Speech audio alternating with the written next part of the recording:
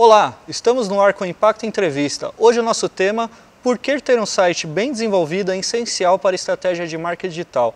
Recebo aqui Rogério Salgado, consultor Google, especialista em marketing digital. Tudo bem, Rogério? Tudo ótimo, Rodrigo. Na sua opinião, Rogério, por que é importante ter uma página bem estruturada para alcançar os objetivos da estratégia digital da sua empresa? Primeiramente, para conseguir, claro, trazer o maior número de leads, de potenciais clientes para a empresa. Hoje, quando a gente fala de uma estratégia de marketing digital, a gente pensa muito no Google, tanto na parte paga com os links patrocinados, quanto na parte gratuita com a parte orgânica, que a gente chama de SEO. Claro que tem outras estratégias, a parte de redes sociais, e-mail marketing, assim por diante, mas o site ele é imprescindível, porque ele canaliza, sendo o coração de toda a estratégia, todos os visitantes, que inevitavelmente vão passar por aquele caminho. Então, um site bem desenvolvido vai ajudar a empresa a colher resultados maiores. Entendi.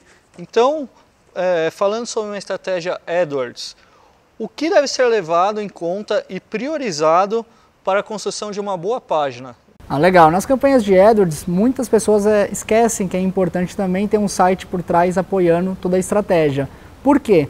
A gente pensa como criar uma campanha, um grupo de anúncio, redigir um anúncio com as melhores práticas, brigar no leilão pelo menor CPC, tentar pagar um custo por clique mais aceitável frente ao Google. Então você desenvolve uma campanha com todo o know-how, todo o conhecimento, mas no final essa pessoa vai clicar no seu anúncio e vai cair aonde? No site. Então ter um site bem desenvolvido, novamente, ele é fundamental para que tragam os resultados e principalmente para que você pague o menos possível num custo por clique. Por quê? O Google, antes de você definir o leilão, ele tem um índice de qualidade, que vai de 1 a 10. E parte desse índice de qualidade, ele é o quê? A sua página de destino, onde o usuário vai cair. Então, se essa página tem a ver com o que ela pesquisou, então, por exemplo, um usuário que pesquisou por TV de LCD, ele vai cair numa página que tem a ver com TV de LCD, que o título dela esteja assim, que a URL dela seja amigável, que o conteúdo fale disso e assim por diante. Então, até para baratear o custo e, claro, principalmente para conseguir bons resultados, porque se esse usuário cair na página inicial do seu site, ter que navegar por várias categorias até achar a TV que ele está procurando, ele vai abandonar, se tornando uma rejeição e, claro, não dando sequência aí ao seu objetivo inicial. Então, assim, é fundamental ter um site, pensar nele enquanto conteúdo, pensar nele enquanto visual, as funcionalidades dele e assim por diante. E levando em conta tudo que você disse, para uma estratégia de SEO, também é importantíssimo ter um site adequado? Certamente. Na parte de SEO, existem alguns pilares fundamentais, entre eles a parte homepage, que é o que diz respeito ao código, a forma como o site foi desenvolvido. E ela hoje, eu diria que é o arroz com feijão. Não tem como você fazer uma boa estratégia sem contemplar um bom site antes. Então a gente fala de title, de URL amigável, de você ter um conteúdo bem posto ali dentro, mais legível para os robôs do Google e assim por diante. Então hoje não dá para imaginar uma estratégia de SEO sem pensar nisso. Ainda mais, Rodrigo, porque as últimas atualizações do Google ditam duas coisas muito importantes. Primeiro, tempo de carregamento virou um fator de ranqueamento. Então o que isso significa? Que quanto mais rápido o seu site carregar, melhor o Google vai avaliar e principalmente, voltando nos resultados, é a importância de ter um site bem desenvolvido. O seu usuário vai avaliar isso.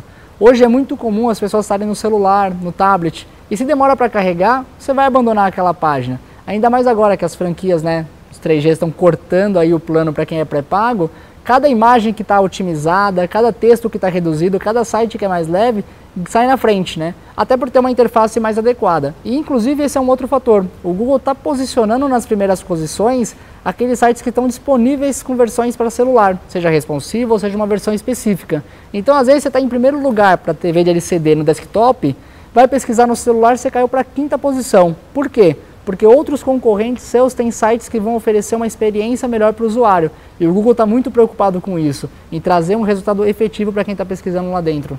Então tudo isso a gente pode dizer que é uma estratégia fechada.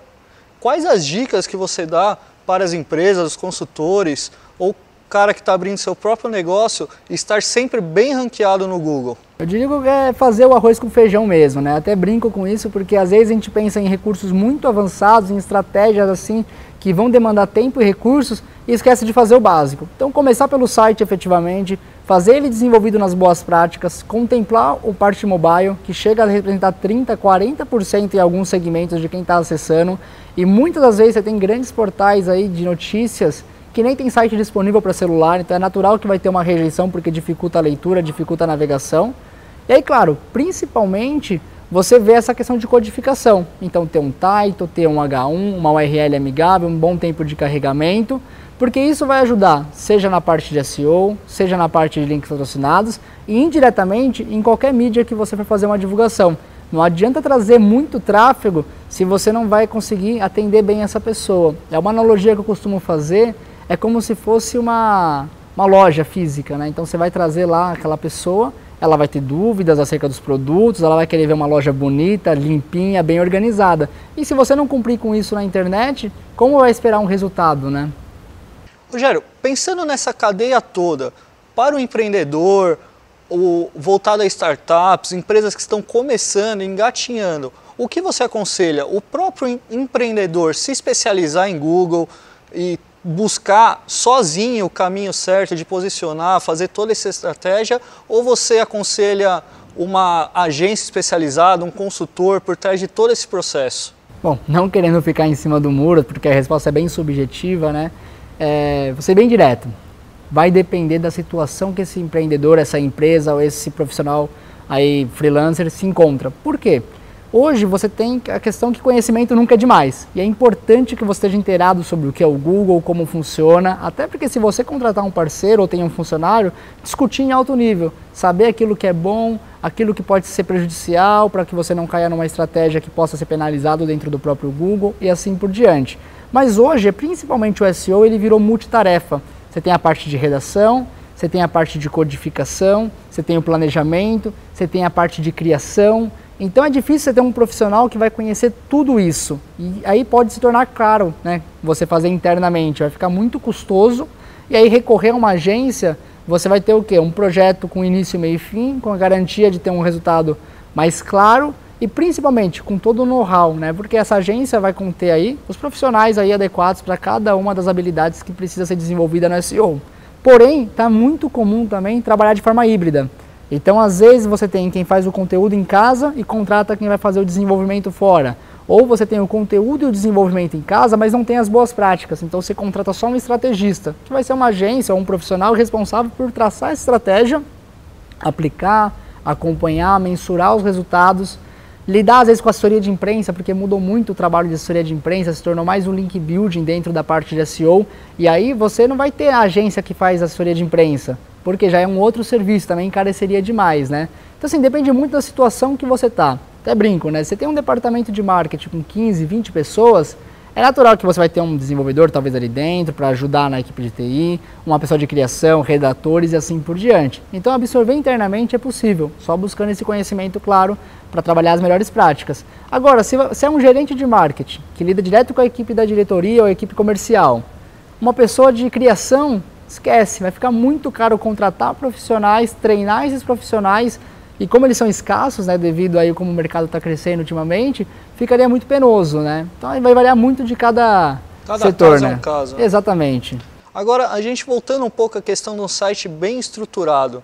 Na sua opinião, uma empresa ou alguém que já possui um site e ele não está totalmente adequado às boas práticas do Google, você acha que vale a pena investir numa estratégia, numa reestruturação do site ou começar um projeto totalmente do zero? Naturalmente vai depender do tipo de site que a empresa possui hoje. Por exemplo, se ela tiver um site em Flash, esquece, não tem mais como, o Google não lê, não reconhece, é uma tecnologia ultrapassada, em desuso, tem que ser feito um novo site. Agora é claro, se você já tem um site que foi desenvolvido com as boas práticas de programação, é possível sim você colocar os titles, melhorar uma URL, trabalhar um tempo de carregamento mais rápido e assim por diante. O que é importante as pessoas entenderem na parte de Google que todas as boas práticas que ele dita não são só para o Google, são para o usuário, vai melhorar a arquitetura da informação, vai melhorar a usabilidade, vai melhorar a navegação. Então quando a gente fala de construir um site, esquece que existe um mecanismo de busca. Você deveria ter um título por cada página, você deveria ter uma URL amigável para que a pessoa veja site.com.br/categoria/ o nome do produto, ao invés de um monte de código.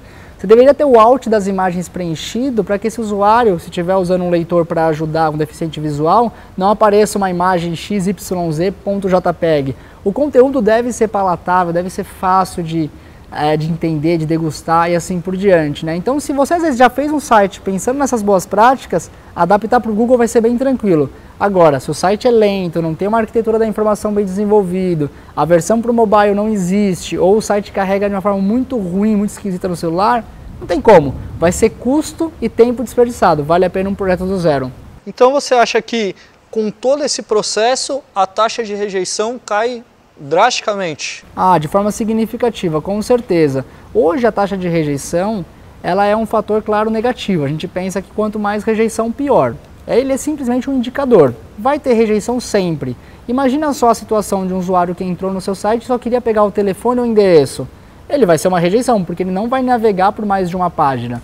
Mas é claro que, enquanto indicativo, a gente tem que trabalhar sempre para reduzir. Se está 70%, 50% ou 30%, vamos melhorar o máximo essa taxa. E aplicando as boas práticas, principalmente de arquitetura, trabalhando um conteúdo melhor, fazendo essa pessoa consumir esse site, esse conteúdo, dar sequência nos próximos passos. Então, por exemplo, você tem um site que ele é um negócio para ser fechado a longo prazo, que não é de bate-pronto, que não é de repente ali a pessoa no desespero vai comprar. Você vai trabalhar um engajamento com essa pessoa, um relacionamento com ela. Às vezes você não tem um conteúdo completo, mas você vai oferecer download de um e-book, de um white paper. Então você já vai garantir esse e-mail e vai seguir no relacionamento para que a pessoa não abandone seu site e você não perca esse lead. Então sim, trabalhando, claro, as boas práticas, vai reduzir a taxa de rejeição, vai ajudar os resultados a aumentarem.